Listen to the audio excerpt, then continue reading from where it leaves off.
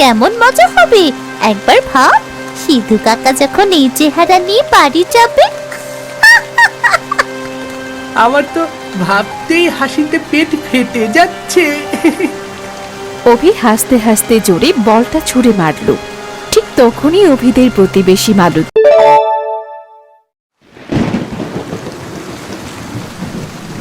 বর্ষাকাল, বাইরে প্রচন্ড বৃষ্টি। এমন অলস সময়ে মিথিলাদের বাড়ির দরজা কেউ প্রচন্ড জোরে ধাক্কাতে লাগলো। আসছি আসছি বাবা, এমন বৃষ্টির মধ্যে আবার কে এলো? মিথিলার দরজা খুলেই ভয় পেয়ে যায়। সারা গায়ে লাল রং আর ময়লা আবর্জনা মাখা এক অদ্ভুত মূর্তি দাঁড়িয়ে আছে। ও বাগো, কে কে কে? ভূত নাকি? ভাবি, আমি। আমাকে আপনি চিনতে পারলেন না? এই দুঃখ আমি কোথায় রাখি? আরে সিধু ভাই নাকি? তা আপনার এ কি হাল? আসুন আসুন, ভেতরে আসুন। আমি আপনাকে হাত মুখ ধোয়ার পানি দিচ্ছি। আসুন তো আসুন। বাবা, এক্ষুনি তো ভয়ে আমার জবথব অবস্থা হচ্ছিল। আমার ভেতরে যাওয়ার সাহস নেই ভাবি। আপনার ঘরে যে হনুমান সেনা আছে, ওরাই আমার এই হাল করে ছেড়েছে। ভেতরে গেলে আবার আক্রমণ করে বসতে পারে ভাবি। হনুমান সেনা? কার কথা বলছেন? কার আবার? ছুটকি আর অভি, ওরাই তো আমার মাথায় এসব ফেলেছে, আবার ভেঙচিও কেটেছে। কি? ছুটকি আর অভি এমনটা করেছে? না, এই বাজির পা ছাড়া দুটোকে নিয়ে আর পারা গেল না। ভাবি, দিনকে দিন ওদের দুষ্টুমি কিন্তু বেড়েই চলেছে। কোন দিন না জানি বড় কোনো অঘটন ঘটিয়ে ফেলে। কি আর বলবো ভাবি, বন্ধুর ছেলে মেয়ে বলে কথা, নালিশ দিতে ভালো লাগে না, কিন্তু না দিয়েও তো পারছি না। না না ভাই, আপনি খুব ভালো কাজ করেছেন নালিশ করে। এই পাজি দুটোর সাহস খুব বেড়েছে। আজ ওদের রাম ধোলাই দেওয়া হবে।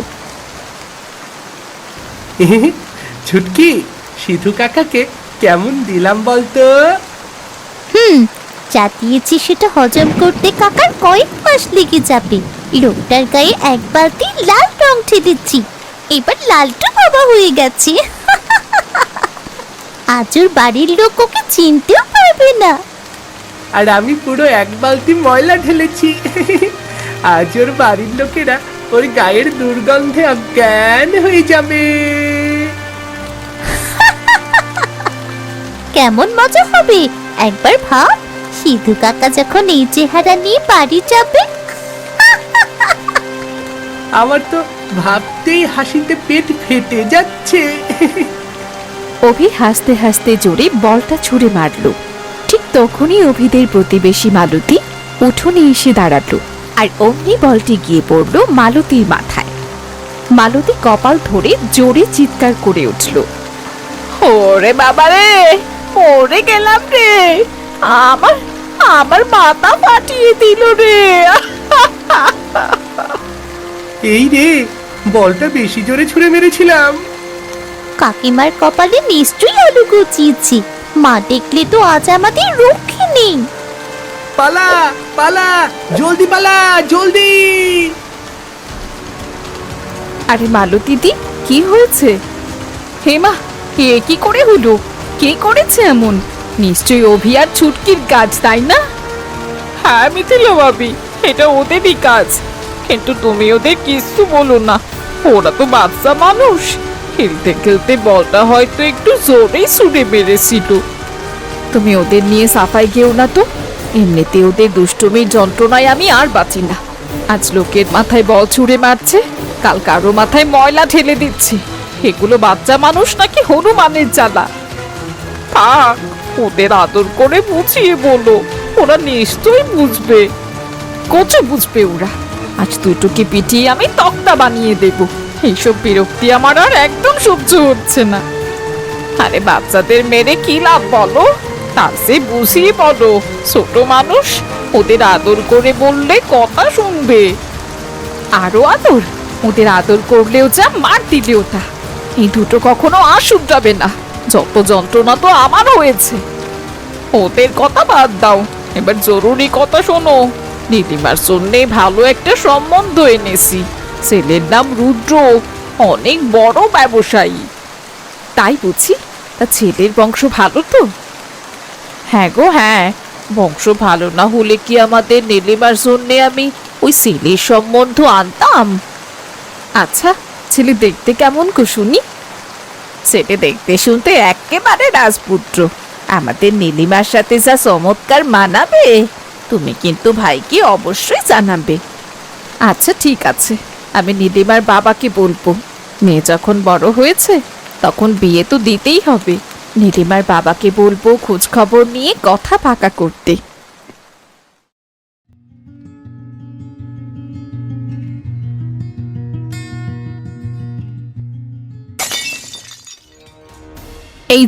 এই যে আবার শুরু হয়ে গেল। মা, ও মা, বলটা কোথাও দেখেছো? হ্যাঁ খুব দেখেছি, এই যে নেই। আরে দেখেছো, বলটা এখানে, আর আমি সারা বাড়ি খুঁজে বেড়াচ্ছি। না, মা লাগছে তো। সারাদিন শুধুই দুষ্টুমি আর দুষ্টুমি, তোরা কি কোনোদিনও শুধরাবি না? মা, আমি কি করেছি? সারাদিন দোষিব না। তোকে আর ছুটকিকে আজ বসার ঘরের আশপাশেও যেন না দেখি। যা বলছি যা। ও যাও, এই ঘরে আর আসবোই না আমি।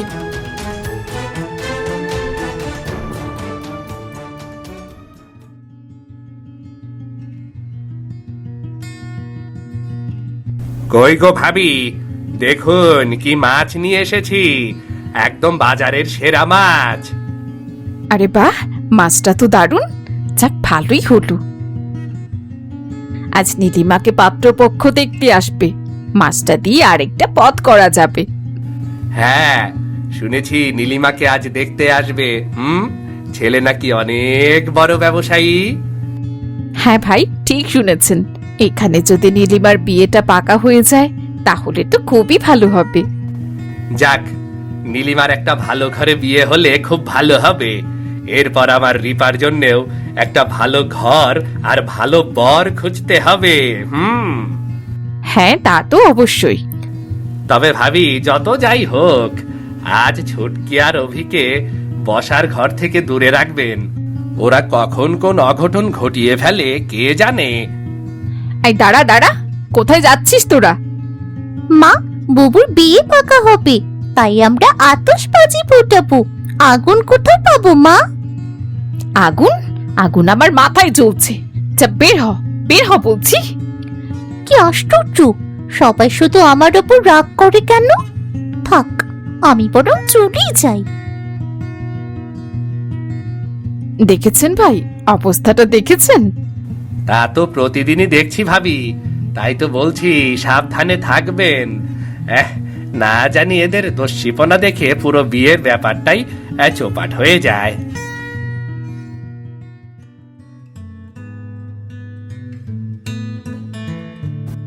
দাদা আবার মেয়ে দেখতে যাচ্ছে, আমার তো বিশ্বাসই হচ্ছে না। হ্যাঁ, বিয়ে তো করতেই হবে। সারা জীবন কি বুড়ো থাকবে নাকি? রুদ্র তো বিয়ে করতেই চাচ্ছিল না। আমি তো আমার পছন্দ মতো মেয়েই খুঁজে পাচ্ছি না, বিয়ে করব কি? দাদার জন্য মেয়ে খোঁজা তো মহা ঝামেলার ব্যাপার। এই পর্যন্ত কত মেয়ে দেখা হলো, কোনো মেয়েই তো পছন্দ হয়নি তার। আরে যত মেয়ে দেখেছি সব শুধু চেহারাই সুন্দর, গুণে সুন্দর মেয়ে তো একজনও পেলাম না। রান্না বান্না জানে না, কিচ্ছু পারে না। দাদা, তোমার জন্য তাহলে ঘরে ভালো দেখে একটা কাজের মেয়ে নিয়ে আসি। বিয়ে করার আর দরকার নেই বলো। আরে কাজের মেয়ে তো কাজ করবে, কিন্তু বউ তো এই খাবার সামনে এনে আদর করে খাওয়াবে, তাই না? যেমন ধরো, এক বর্ষায় আরামে গরম গরম সিঙ্গারা খেতে ইচ্ছে করলো, বউ ছাড়া এমন আবদার আমি কার কাছে করব? আচ্ছা, তা শুধু রান্না জানলেই হবে? না, ঘর গোছানোতেও দক্ষ হতে হবে। সুন্দর করে ঘর সাজাবে, ঘর গোছাবে। ঠিক আমাদের মায়ের মতো? হ্যাঁ, এই তো বুঝতে পেরেছিস। আচ্ছা, বুঝলাম। এখন তাড়াতাড়ি পা চালা, আর দেখি তোর স্বপ্নের রাজকন্যার দেখা মিলে কিনা।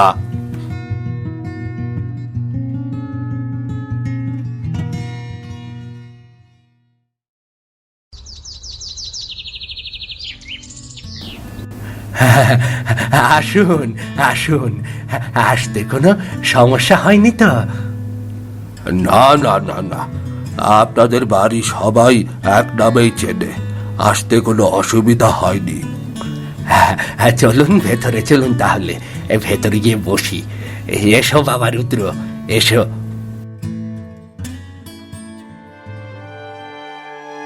হে কি, এসব এসব কে করলো?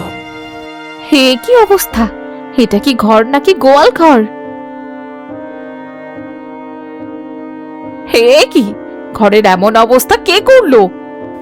এখন কথা বলার সময় নেই, জলদি এনাদের বসার ব্যবস্থা করো। আপনারা আমাদের একটু সময় দিন, আমরা সব ঠিক করে ফেলছি। মা বাবা, তোমরা ওনাদের ভেতরে বসাও, আমি সব গুছিয়ে ফেলছি।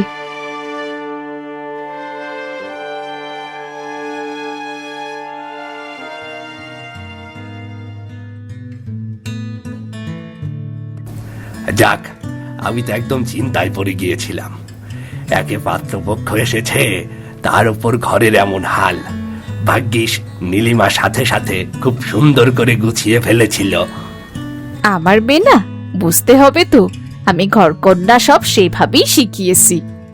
হ্যাঁ, এই গোছানো দেখেই তো রুদ্র মুগ্ধ হয়ে গেছে। বিয়ের কথা পাকা হয়ে গেল। যাক, ঘরের এই হাল যে বিয়ে শাদিতে ভেটো দেয়নি, সেটাই সুখের কথা।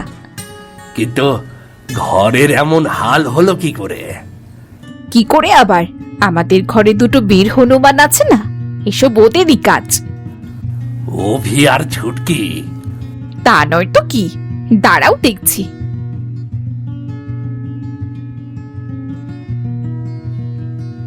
এই যে দেখো, এটা কি?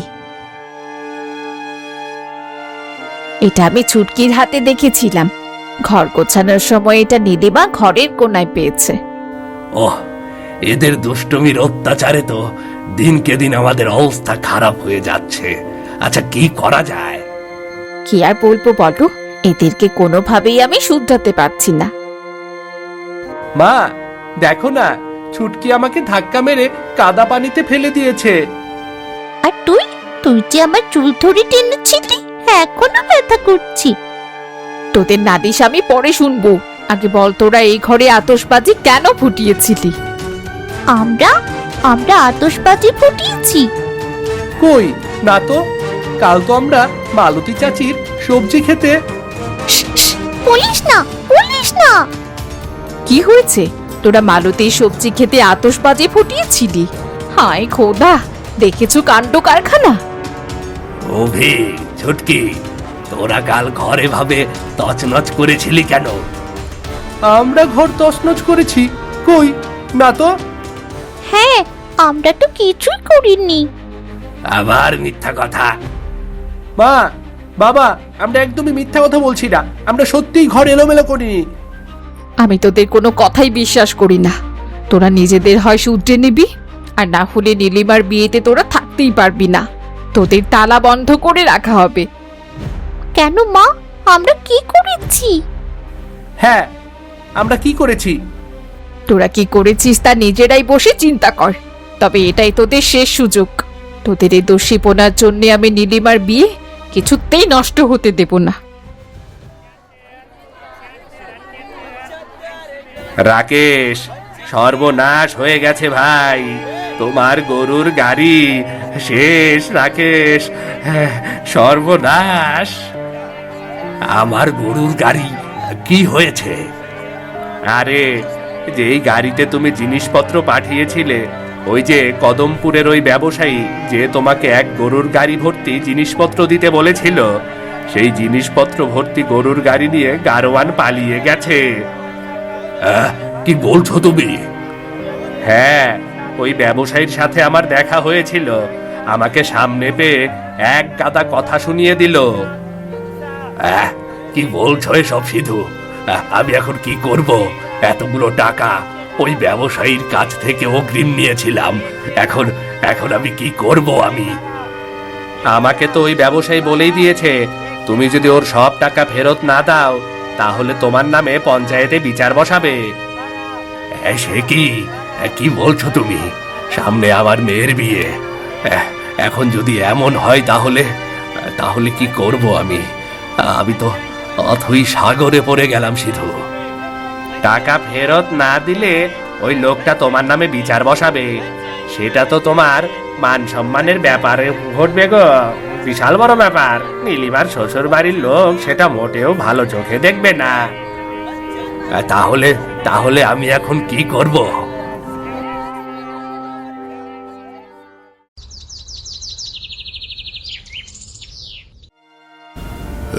আপনি কি বলছেন?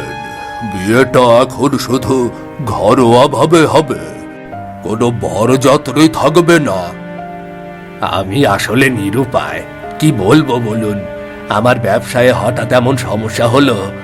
আমরা পরে না হয় বড় করে একটা অনুষ্ঠান করব, কিন্তু এখন আসলেই সম্ভব না। আমাদের একটা মাত্র ছেলে, ওর বিয়ে এরকম ভাবে হবে? এটা কি করে সম্ভব? আমাদের একটা মান সম্মান আছে। নীলিমা আমার অনেক আদরের মেয়ে, কিন্তু কি করব, আমি নিরুপায়। আমি কত আয়োজন করব বলে পরিকল্পনা করেছিলাম, এখন কিছুই করা সম্ভব নয়।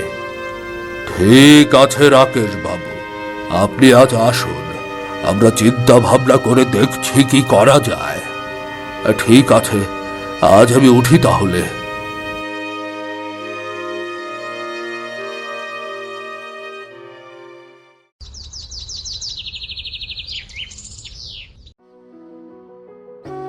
এখন কি হবে? ওরা যদি বিয়ে ভেঙে দেয়? দেখা যাক কি হয়। রুদ্র নীলিমাকে খুবই পছন্দ করেছে, এটাই যা ভরসার কথা। আমরা বরং এক কাজ করি, ওদের কিছু উপহার পাঠাই, দাওয়াত করে একটু ভালো মন্দ খাওয়াই। সেটা করা যায়। ওদের জন্য কিছু ভালো দেখে জামা কাপড় পাঠাতে হবে, আর দাওয়াত করে ভালো খাবারের আয়োজন করতে হবে। অন্তত তারা এটা তো বুঝতে পারবে যে আমরা চেষ্টা করেছি।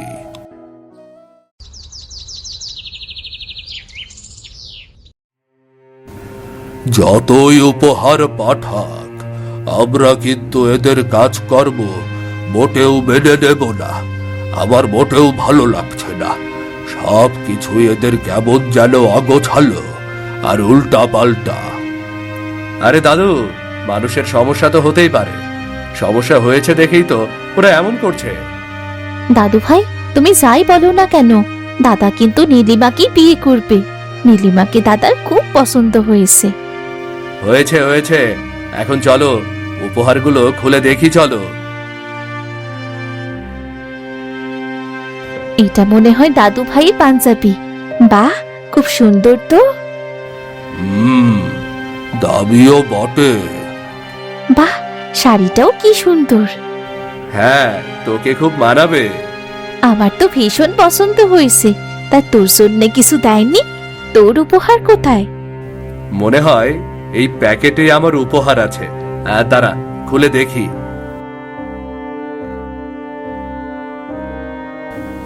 কি এসব? কি এসব আবার কি ধরনের ফাজলাম? বরের জন্য পুরো একটা সেরা ফাটা পাঞ্জাবি পাঠিয়ে দিল। এটা কি ধরনের আচরণ?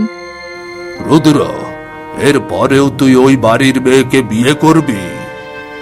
দাদু ভাই, আমার মনে হচ্ছে ওদের কোনো একটা সমস্যা হয়েছে। কেউ হয়তো এমন করছে, সেটা ওরা নিজেরাও জানে না। তুই চুপ কর। ওই মেয়ে কি তোকে কালো জাদু করেছে নাকি? তুই ওদের কোনো দোষী দেখতে পাচ্ছিস না? কাল তো ওদের বাড়িতে দাওয়াত। আমার মনে হয় দাওয়াতে যাওয়া একদম উচিত হবে না। দাওয়াতে তো আমরা যাবই না, এবং ওদেরকে স্পষ্ট আমরা জানিয়ে দেব যে এই বিয়েতে আমরা রাজি না। এই বিয়ে ভেঙে দিতে হবে। হ্যাঁ, সেটাই করতে হবে। দাদু ভাই, রত্না, আমি তোমাদের কাছে শেষবারের মতো অনুরোধ করছি, তোমরা আমার সাথে নীলিমাদের বাড়িতে দাওয়াতে চলো। যদি ওই দাওয়াতে কোনো রকম উল্টাপাল্টা কিছু হয়, আমি নিজেই বিয়ে ভেঙে দেব, সত্যি কথা। ঠিক আছে, আমরা যাচ্ছি, কিন্তু তুই যা বলেছিস সেটা মনে রাখিস। আমাদের কিন্তু মান সম্মান আছে রে।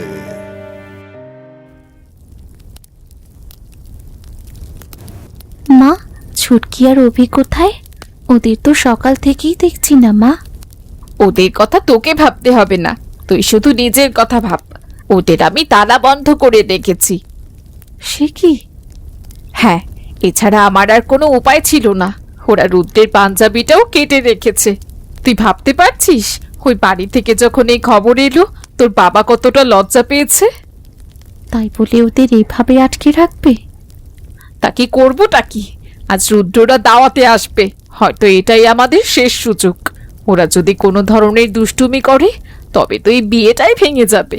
আজ আমি কোনো রকম গোলমাল চাই না। কিন্তু আমার ভাই বোন আমার বিয়ের আয়োজনে থাকবে না মা? ওসব তোকে ভাবতে হবে না। আজ মেঘলা দিন, বৃষ্টি হতে পারে। বৃষ্টিতে যেভাবেই হোক ওদের পছন্দের খাবার খাইয়ে মুগ্ধ করতে হবে। শুনেছি রুদ্র বর্ষায় সিঙ্গারা খেতে খুব ভালোবাসে। সুন্দর করে সিঙ্গারা বানা। আচ্ছা ঠিক আছে মা। আমার ইলিশ ভাজা হয়ে গেছে, এবার যাই, গিয়ে চাল আর ডাল নিয়ে আসি। তুই এই দিকটা দেখ, আর খবরদার ওই দুই হনুমানকে কিছুতেই মুক্ত করার কথা ভাববি না। আচ্ছা ঠিক আছে মা।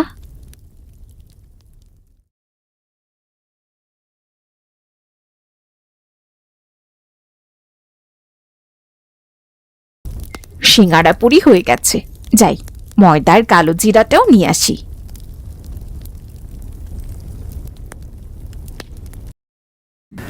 আসুন আসুন আসুন, আসতে কোনো অসুবিধা হয়নি তো? না, আসতে কোনো অসুবিধা হয়নি। তবে আপনাদের বাড়িতে প্রবেশের পরেই যত অসুবিধার শুরু হয়। আমাদের ওপর আপনারা রেগে আছেন আমরা জানি, যা যা হয়েছে আমরা তার জন্য ক্ষমা প্রার্থী। তবে আজ আর উল্টাপাল্টা কিছু হবে না। ঠিক আছে, দেখা যাক। ভেতরে গিয়ে বসুন, চলুন। আকাশের অবস্থা ভালো না, এক্ষুনি বৃষ্টি শুরু হতে পারে। আপনারা বসুন, আমি ভেতরে খোঁজ নিয়ে আসছি। বসুন বসুন। আজ তো সব সাজানো গোছানো আর পরিপাটি দেখছি। এখনই এত লাফাস না। খাবার সময় কি উদ্ভট জিনিসপত্র খাওয়ায় সেটা একমাত্রই সেই ওপরওয়ালাই জানেন। দাদু ভাই, কেন এত উল্টাপাল্টা ভাবছো তুমি বলো তো? হ্যাঁ, আপনারা শুরু করুন, আরো খাবার আসছে। আর খাবারের প্রয়োজন নেই, বর্ষাকালে এমন গরম গরম সিঙ্গারা পেলে আর কি লাগে। আমি সিঙ্গারাই খেতে চাই। হ্যাঁ বাবা, তোমার যেটা ভালো লাগে তুমি সেটাই খাও। এ কি? এটা এটা কে বানিয়েছে? বাবা, এটা তো নীলিমা বানিয়েছে। কেন বাবা, কিছু হয়েছে? নীলিমা, তুমি এই সিঙ্গারা বানিয়েছো? জি, আমি বানিয়েছি। এই সিঙ্গারা বানিয়ে কি তুমি নিজে খেয়ে দেখেছো? না তো, আমি তো খাইনি। আমি আগেই বলেছিলাম এরা রান্নায় উল্টাপাল্টা খাওয়াবে। এই রত্না, রুদ্র, ওঠ, আমরা চলে যাব। আরে দাদু ভাই, তুমি বসো। এই সিঙ্গারার মতো অসাধারণ সিঙ্গারা আমি কখনো খাইনি। এটা ইলিশ মাছের সিঙ্গারা। ইলিশ মাছের সিঙ্গারা? হ্যাঁ, তুমি একবার খেয়ে দেখো না দাদু ভাই। এটা আমার খাওয়া এখন পর্যন্ত সেরা খাবারগুলোর মধ্যে একটা। খাও খাও।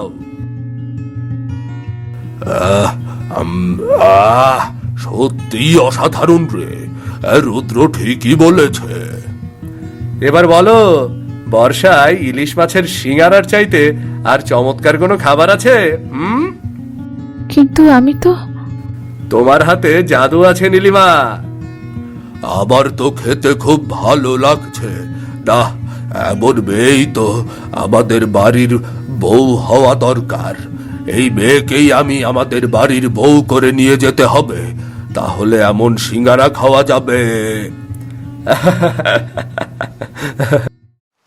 মা, বাবা, তোমরা জলদি এসো।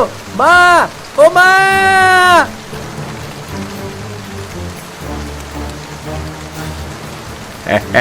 ছাড়ো ছাড়ো আমাকে, ছাড়ো ছাড়ো ছাড়ো। এই যে দেখো, নাটের কোনা ধরেছি। সিধু চাচা রুদ্র দাদার জুতো নষ্ট করেছিল। আমি কিছু করিনি, ছাড়ো আমাকে। আমরা আগেই বুঝতে পেরেছিলাম এই সব ঘটনা অন্য কেউ ঘটাচ্ছে না। আর এই ঘটনার দোষ পড়ছে সব আমাদের ওপর। এই সব ঘটনা সেই তুমিই করছো। হ্যাঁ, আমরা দুষ্টু ঠিকই, কিন্তু এত দুষ্টু না যে দিদির ক্ষতি করবো। ছুটকি, অভি, তোরা কি করে বের হলি? মা আমাদের যে ঘরে আটকে রেখেছিল সেখানে একটা করাত রাখা ছিল। সেই করাত দিয়ে জানালার গরাত কেটে আমরা বের হয়ে গেছি। মিথিলা, তুমি ওদের কিছু বলো না। ওদের দুষ্টুমির জন্যই আজ আমরা আসল অপরাধীকে ধরতে পেরেছি। বলো না। কই সিধু কাকা, অনেক তো হলো, এবার নিজের অপরাধ স্বীকার করো। হ্যাঁ, আমি সবকিছু করেছি। বসার ঘর আমি এলোমেলো করে রেখেছিলাম। আমি গারোয়ানকে টাকা দিয়ে বলেছিলাম গরুর গাড়ি নিয়ে পালিয়ে যেতে।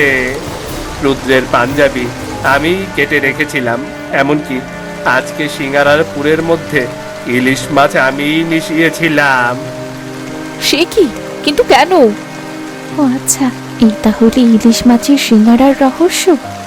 একটা কাজ খারাপ করতে গিয়ে কিন্তু ভালোই করেছে। এই যে ইলিশ সিঙ্গারাটা, আসলে সৃষ্টিকর্তা যার মঙ্গল করতে চান তার ক্ষতি কেউ করতে পারে না। কিন্তু তুমি এসব কেন করলে সিধু? আমি তোমাকে বন্ধু ভাবতাম। তোমার মেয়ের বিয়ে এত বড় ঘরে হচ্ছে, এদিকে আমার রিপার জন্য কোনো ভালো সম্বন্ধই আসছে না, তাই আমি এই কাজ করেছি। কেমন হিংসুটে দেখেছিস ছুটকি? হ্যাঁ, আমি আগেই বুঝতে পেরেছিলাম, আর এই জন্যই তো এই লোকের মাথায় ময়লা ফেলেছিলাম। তবে এই শেষ নয়, আমি তোমাদের দেখে নেব। তোমরা কি করে সুখে থাকো আমি দেখে নেব। আমরাও দেখবো তুমি কি করে আমাদের ক্ষতি করো। কি মজা, কি মজা! তবে দুষ্টুমি করলে কিন্তু আমি আবার তালা বন্ধ করে রাখবো, এই বলে রাখলাম। আমরাও আবার বের হয়ে যাব, এই বলে দিলাম।